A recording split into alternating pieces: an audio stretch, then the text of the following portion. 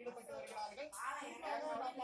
இந்த மணிமண்டபம் பேக்கர் இந்த மணிமண்டபம் அதே போல அவர் பேசக்கூடிய அந்த ஸ்டேஜ் அமைக்கப்பட்டிருக்கக்கூடிய பகுதி முழுவதும் அவருடைய பிரதமருடைய பாதுகாப்பு என்று சொல்லக்கூடிய எஸ்பிஜியுடைய கட்டுப்பாட்டிற்கு கொண்டு வரப்பட்டிருக்கிறது.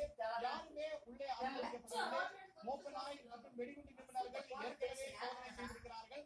அந்த பகுதி முழுவதும் அவருடைய கட்டுப்பாட்டிற்கு கொண்டு வரப்பட்டு தற்போது பாதுகாப்பில் ஈடுபட்டு வருகிறார்கள். மேலும் பத்திரிகையாளர்களுக்கென தனியாக அடையாள அட்டைகள் வழங்கப்பட்டிருக்கிறது.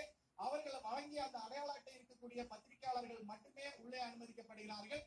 இந்த பகுதியில் அவருடைய மணிமண்டபத்தை பார்வையிட வரக்கூடிய மக்களும் தற்போது இங்கே அனுமதிக்கவில்லை. அதாவது இந்த ராமேஸ்வரம் பகுதியில் வரக்கூடிய அனைத்து பேருந்துகளும் தற்போது இங்கு வராமல் தடை செய்யப்பட்டிருக்கிறது. ஏற்கனவே அந்த பேக்கர் என்று சொல்லக்கூடிய இந்த பகுதிக்கு யாருமே வந்து விடாதவாறு தற்போது பாதுகாப்பு பணியில் ஈடுபட்டு வருகிறார்கள். பிரதமர் மோடி இந்த பகுதியில் இதை திறந்து வைத்த பின்னரே இங்கு பொதுமக்கள் பார்வைக்காக இது திறந்து வைக்கப்படும் என்று சொல்லப்படுகிறது. தற்போது அவர் வருவதற்கான அனைத்து ஏற்பாடுகளும் தயார் நிலையில் இருக்கிறது. இன்னும் சரியாக 11 மணிக்கு இந்த பகுதியில் அவர் ராமேஸ்வரம் பகுதிக்கு பிரதமர் மோடி வருவார் என்று எதிர்பார்க்கப்படுகிறது.